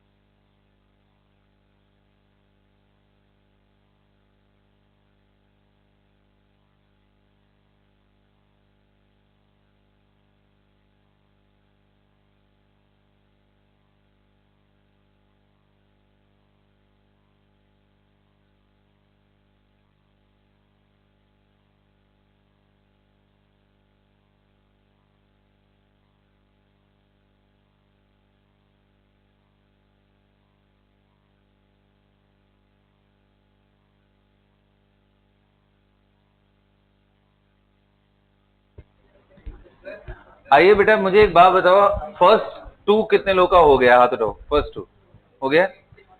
Now just focus here, मैं पहले वो एक्सप्लेन कर दूं ताकि थोड़ी क्लैरिटी आए आपको किस डायरेक्शन में चलना है। एक बात बताओ, सबसे पहला इसका स्टेप क्या है? मेरे को स्टेरिक नंबर पता होना चाहिए। स्टेरिक नंबर के लिए मुझे बॉन्ड स्ट्रक्चर बनाना पड़ेगा। बताओ, बेरिलियम के वैलेंस शेल में कितने इलेक्ट्रॉन होते हैं रक्षिता? बेरिलियम के वैलेंस शेल में कितने हैं? 2 होते हैं, बिल्कुल सही। अब मुझे बताओ क्लोरीन को कितना चाहिए? देखो आधा क्वेश्चन सुना ही नहीं। रक्षिता, क्लोरीन को कितने इलेक्ट्रॉन चाहिए? एक ही चाहिए। तो ये क्लोरीन क्लोरीन ले गया। अब बताओ क्या इसका ज्योमेट्री आपको क्लियर है पहले ही? कितना है? 180 डिग्री। क्या हुआ ये? लीनियर। अब रही बात हाइब्रिडेशन की, तो स्टेरिक नंबर 2 आ गया, तो हाइब्रिडेशन क्या होगा? sp। खत्म हो गया क्वेश्चन। sp। ये सब पूरा कहानी नहीं करना, वो ऑर्बिटल बनाने नहीं है, वो तो मैंने बस सिखाने के लिए आपको समझाया। अच्छी बात है, चलो उतना बना लिया, अच्छी बात है। अब देखो एक क्वेश्चन और बढ़िया सा बनता है, गाइस प्लीज लिसन अप। एक बहुत अच्छा सा क्वेश्चन ये बनता है कि ये जो सिग्मा बॉन्ड है, ये भी तो ऑर्बिटल के ओवरलैप से बना है। पूछा जाता है कौन कौन से ऑर्बिटल ओवरलैप करके ये BeCl2 का सिग्मा बॉन्ड बना है। This sigma bond is formed by the overlap of which orbital of chlorine and which orbital of beryllium? So answer is, ध्यान से सुनना, ये बहुत इंपॉर्टेंट आंसर। बेरिलियम का बताओ, जब आप कॉन्फ़िगरेशन करते हो तो क्या होता है? 1s2 and 2s and 2p0। और हमने अभी सीखा कि इसका हाइब्रिडेशन क्या है? sp। इसका मतलब p के जो तीनों ऑर्बिटल थे उनमें से एक ऑर्बिटल को लेकर के ये हाइब्रिडेशन हो गया। इसके जगह ये sp आ गया। अब s नहीं रहा, 1s2 अभी भी है एंड p ऑर्बिटल अभी भी, ये 2 डब्बे बचे हुए हैं। लेकिन जैसे मान ले px तूने ले लिया, तो py एंड pz बचे हुए हैं एंड x यहां आ गया। आ रहे बात समझ में? तो यही तो हाइब्रिडेशन था ना, intermixing of similar energy orbital. s और p को मिक्स कर लिया तो अब ये गायब हो चुके, ये गायब हो गए, तो अब यही दोनों लिखना है। तो बने यानी अब beryllium after hybrid, beryllium before hybridization कैसे था? 1s2 2s2 एंड 2p में कोई इलेक्ट्रॉन नहीं थे, ये सिर्फ ऑर्बिटल बना रहा हूं, वहां इलेक्ट्रॉन नहीं। आफ्टर हाइब्रिडेशन यही बेरिलियम कैसा हो गया? 1s एंड 2s अब है ही नहीं, उसके जगह क्या आ गया? sp2। फिर क्या आ गया? sp मतलब दोनों sp। Now this is what I mean by hybridization. This is beryllium before hybridization, this is beryllium after hybridization. Before hybridization,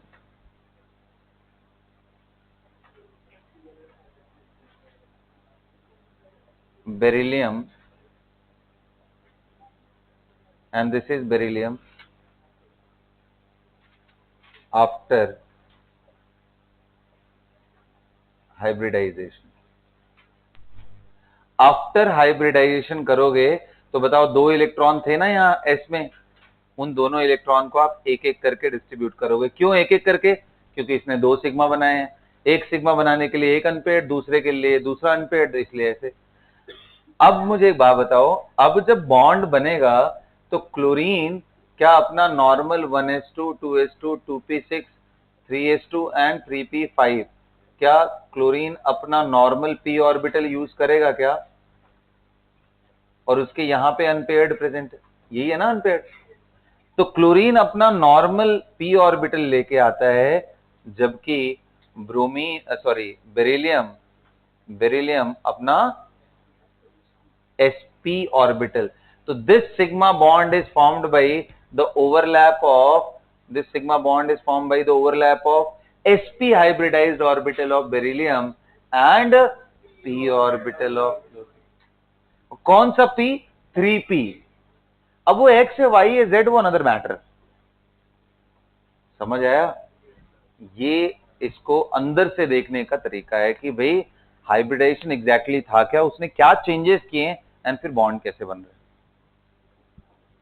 तो अगेन ऊपर ऊपर से पूछोगे जेई मेन लेवल तक, आंसर बस sp2 स्टेरिक नंबर यही खत्म हो जाएगा। अंदर की बात करोगे तो कौन से ऑर्बिटल इन्वॉल्व है वहां तक तुम्हें देखना पड़ेगा। और वो कौन सी बड़ी बात है यार, हाइब्रिडेशन किया है उसका मतलब भी समझ लिया है, उसके बाद क्या है? बॉन्ड बनाना। कभी एक बार एग्जाम में पूछा था क्या हाइब्रिडाइजेशन बॉन्ड बनाने को बोलते हैं? बिल्कुल नहीं, ये तो बॉन्ड बनने से जस्ट पहले का प्रिपरेशन है, बिफोर फॉर्मिंग बॉन्ड। क्या हाइब्रिडाइजेशन में एक एटम का ऑर्बिटल दूसरे एटम के ऑर्बिटल से इंटरमिक्स करता है? बिल्कुल नहीं। Hybridization is the intermixing of similar energy orbital of the same atom itself. Beryllium का ही 2s बेरिलियम के ही 2p के साथ इंटरमिक्स कर रहा है। बेरिलियम का 2s क्लोरीन के साथ नहीं मिक्स कर रहा है। जब बेरिलियम का हाइब्रिडेशन हो जा रहा है, हाइब्रिड ऑर्बिटल बन गए, उसके बाद बॉन्ड बनना शुरू हुआ। बॉन्ड बनने में इसका हाइब्रिड ऑर्बिटल और किनारे वाले के जो भी अप्रोप्रिएट ऑर्बिटल है उनके ओवरलैप। तो overlapping is not hybridization, hybridization is intermixing. समझ आया बात? क्लियर हुआ ये क्या हो रहा है?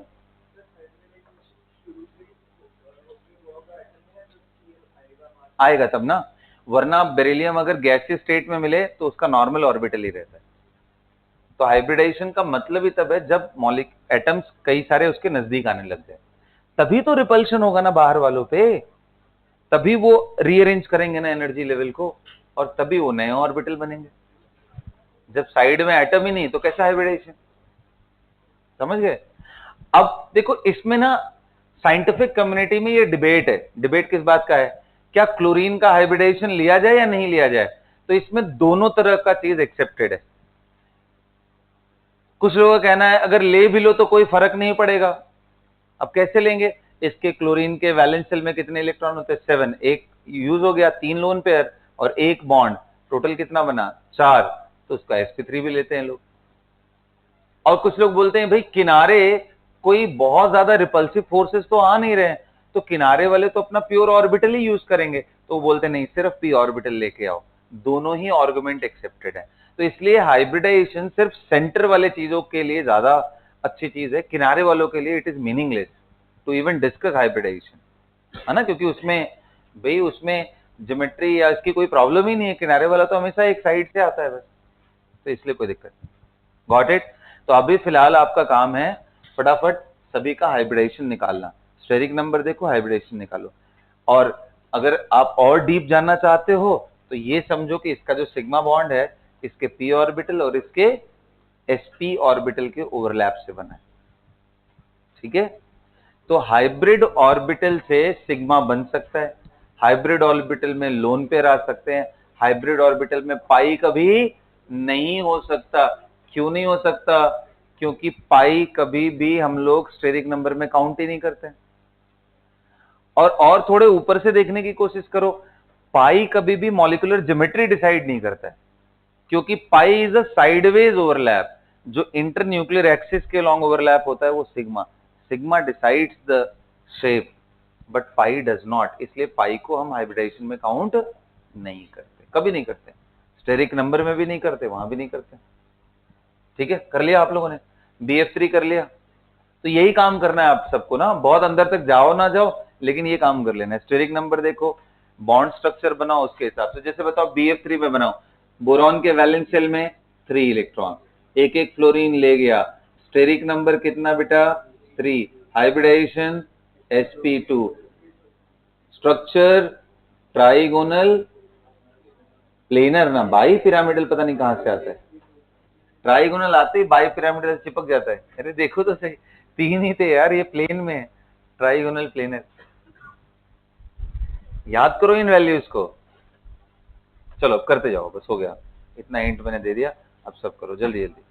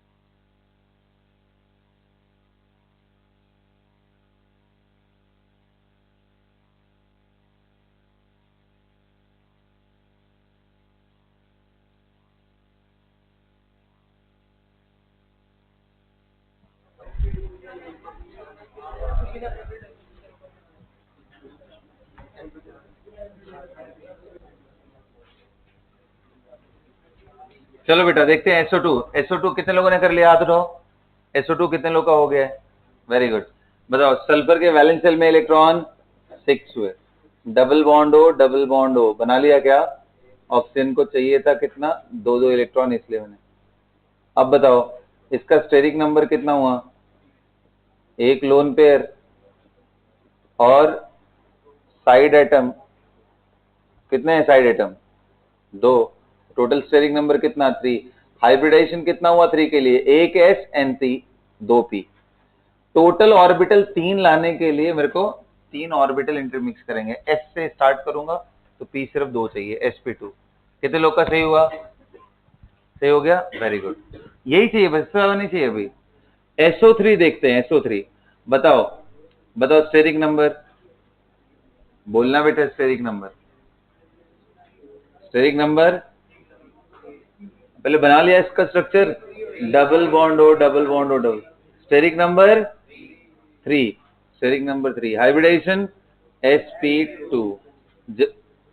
अच्छा एक और बात देखो, स्ट्रक्चर इसका कैसा है? Trigonal planar. और इसका स्ट्रक्चर कैसा है? बेंट। हाँ, ज्योमेट्री इंक्लूडिंग लोन पेयर। पूरी बात बोलो, सिर्फ बोल दे मॉलिक्यूलर ज्योमेट्री तो वो भी वही है। कौन सा? बेंट है ना, sp2। तो ये क्या हो गया? बेंट है। स्ट्रक्चर मैंने पूछा है तो सिर्फ आपको एटम्स देखने कैसे अरेंज है, इसको देखो मत।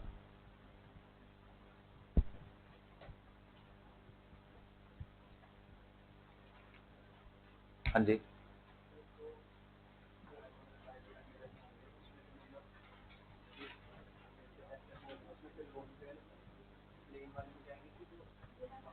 वो तो बताया था, 5 के केस में बताया था लोन पेयर कहाँ रहते हैं। याद आ रहा है कुछ? ट्रायंगुलर पोजीशन पे, एक हो, दो हो, तीन हो, तीनों ट्रायंगुलर। अच्छा ये बात कितने लोगों को याद है? स्टेरिक नंबर 5 में लोन पेयर 1 हो या 2 हो या 3 हो, सभी के सभी कहाँ बैठते हैं? सभी के सभी कहाँ बैठते हैं? ट्रायंगल वाले पोजीशन पे। ऊपर नीचे मत बिठा देना ना, मतलब वही ट्राइगोनल वाले रेंज, इक्वेटोरियल जिसको बोलते हैं।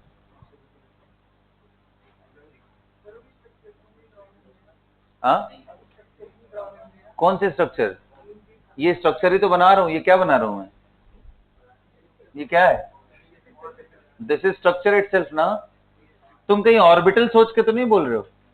नहीं, ऑर्बिटल पिक्चर आपके घर पे समझने की चीज है, वो घर पे समझते रहो। हर एक मॉलिक्यूल को थोड़ा बनाओ यार, ऐसे ही तो टाइम स्पेंड करोगे ना। क्या? अभी तो वही उसको बताया यार, तुम फिर से वही सेम क्वेश्चन पॉपअप कर गए। मैंने बोला SO2 जैसे ही हुआ ये तो बनाओगे ना, यही तो बेंट है ना। और क्या चाहिए बेंट में? This is bent, that's it. आप ये चीज मत करना है, ये सब नहीं करना है, not this one.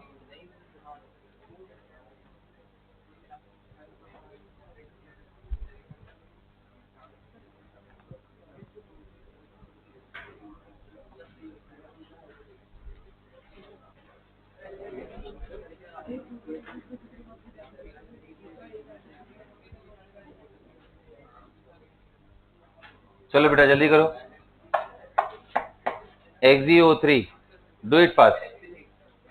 sp3, very good. Xenon के वैलेंस शेल में कितने इलेक्ट्रॉन?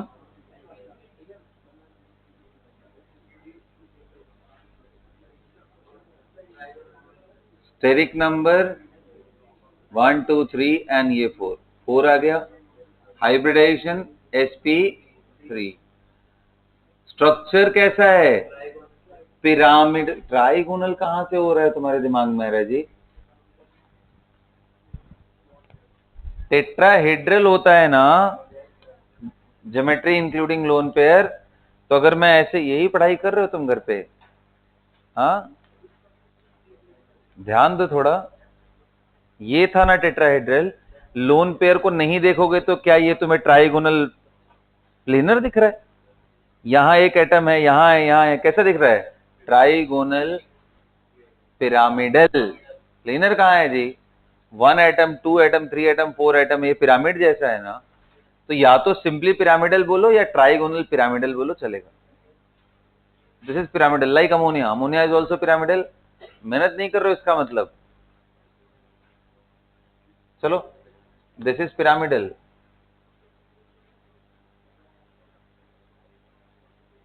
Structure is pyramidal.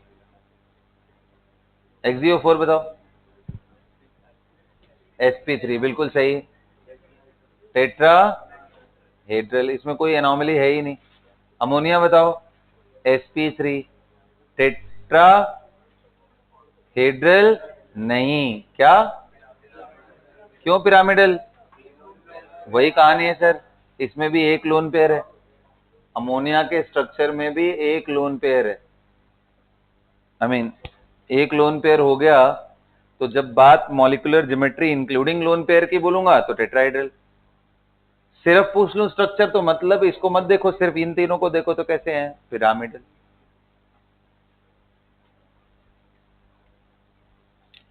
तो एक तरह से मैं दोबारा ये समझा रहा हूं, दूसरी बार आपको ये सेम क्लास हो रही है, बस सिर्फ नया क्या है, स्टेरिक नंबर देख के हाइब्रिडाइजेशन, बाकी कहानी वही रिपीट हो रही है। अभी भी नहीं आज जाके करोगे ना तो कभी नहीं कर पाओगे। और आगे ध्यान रखना, पूरी ऑर्गेनिक में हमें ये सब यूज होने वाले हैं, तो ये अच्छे से करना ही पड़ेगा, कोई यहां से बात करने की जरूरत नहीं है, नहीं तो नहीं हो पाएगा बेटा।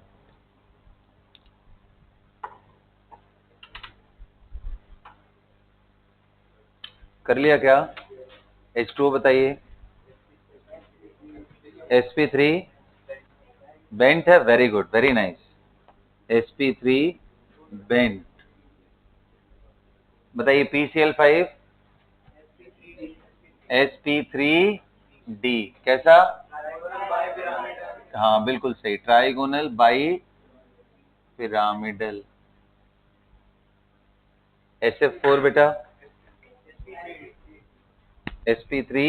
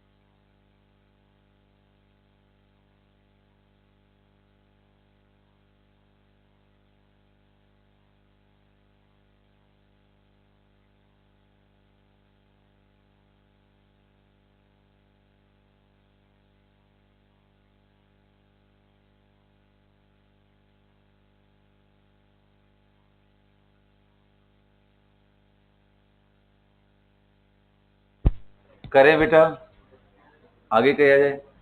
आइए SF4 बताइए। बताओ, सल्फर के पास 6 इलेक्ट्रॉन, 4 फ्लोरीन ले गए, एक लोन पेयर बच गया, टोटल स्टेरिक नंबर कितना हो गया? तो this is not how you should draw it, आप अच्छे से रिफॉर्म करो। सल्फर बताओ ट्राइगोनल ऐसे वाले में, चलो ये तो मैं ऐसे ऑर्बिटल दिखा दे रहा हूँ, बट आइडियली उसका भी जरूरत नहीं है। बताओ मैं लोन पेयर कहाँ रखूं, टॉप पे या किनारे की तरफ? हाँ एकदम सेट है ना, ये फंडा हमने सीखा था विस्पर में। एक लोन पेयर हो, दो हो या तीन हो, टोटल नंबर 5 हो तो रखते यहीं पे है, तुम्हें अच्छा लगे तो भी, नहीं अच्छा लगे तो भी, याद करना इसको, ठीक है। अच्छा जब यहाँ रख दोगे लोन पेयर, तो इधर कौन है? फ्लोरीन, इधर कौन है? फ्लोरीन, इधर कौन है? फ्लोरीन, इधर कौन है? फ्लोरीन, है ना। तो अब जब मैं बात इसका करूंगा तो इसका जो स्ट्रक्चर आएगा वो कैसा आएगा? सीसॉ, अरे देखना, अरे देखना बेटा, ऐसे ऐसे, एक ऊपर है एक नीचे, इसको ऐसे थोड़ा पलट करके देख, सीधा सीधा करके देख, ये फ्लोरीन, ये फ्लोरीन, ये फ्लोरीन, और वो एग्जैक्टली 180 पे नहीं है, यहाँ लोन पेयर था, तो सीसॉ हो गया ना ये, सीसॉ याद कर लो। डिस्टॉर्टेड टेट्रा, कितने लोगों का ये सही हुआ था, हाथ उठा दो। सीसॉ वाला गलत हो गया होगा मुझे लगता है, नहीं ये एकदम बहुत बहुत बढ़िया।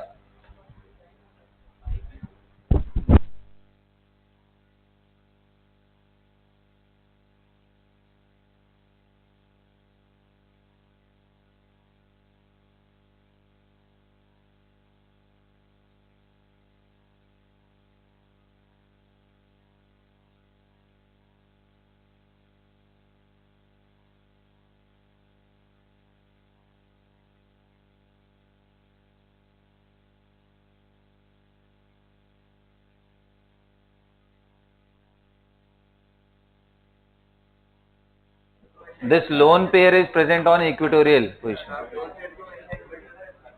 हाँ, 1O 2O 3 तीनों लोन पेयर में। हाँ बनाते हैं, चलो बनाते हैं। चलिए अब आप एक काम करिए, सब कंप्लीट करिए, मैं इकट्ठे डिस्कस करूंगा क्योंकि जो सबसे क्रिटिकल केस थे वो मैंने करा दिए। जल्दी करो, सब हो गए? करें? अब एक काम करते हैं ना, तुम लोगों को हाइब्रिडाइजेशन ये सब घर से करके ले आओ और सब पोस्ट कर देना मुझे, ठीक है? वैसे मैं लिख दूं, आप मिला लोगे, लेकिन करना है सबको खुद से, ठीक है? मैं ऐसे ही लिख दे रहा हूं, इसका होगा बेंटी, दिख रहा है क्या? बेंटी, और इसका हाइब्रिडाइजेशन होगा sp3d, इसका हाइब्रिडाइजेशन होगा 5 6 sp3d2, ये स्क्वायर पिरामिडल sp3d3 और पेंटागोनल बाइपिरामिडल। इसको आप मिला लेना घर पे जाकर के, कोई तकलीफ हो तो बता देना। ये sp3d2 लीनियर दिख रहा है? देख जेनॉन में कितने लोन पेयर है बेटा? 3 लोन पेयर। इलेक्ट्रॉन टोटल 8 थे, 2 फ्लोरीन ले गया तो 3 लोन पेयर, तो टोटल नंबर 5 बना ना steric number. 3 lone pair and 2 side atom मिलके 5 हुआ। 5 के केस में यार इतना सिंपल है, बस पता है एक बार तबीयत से इसको याद करने की जरूरत है, वो जो टेबल मैंने समझाया है उसके बाद ये सब फटाफट निकलेंगे। अब आलसी हो जाओ तो क्या बताएं। हाँ बेटा डी ही होगा, क्या लिखा मैंने, कहाँ है ये? नहीं डी, डी होगा, ओनली डी। तो अब ये देख लीनियर हो जाएगा क्योंकि जितना रिपल्शन ऊपर उतना ही नहीं। इसका sp3d2 and this will be square planar, this will be bent sp3, this will be sp3d and it will be linear। अब जाके मैच कराना, this will be also sp3d and linear। ये लास्ट के जो 10 मिनट है इसको आप एक बारी पहले खुद कर लेना, उसके बाद इसको वापस मैच करा लेना। That's all for the class, see you guys in the next class.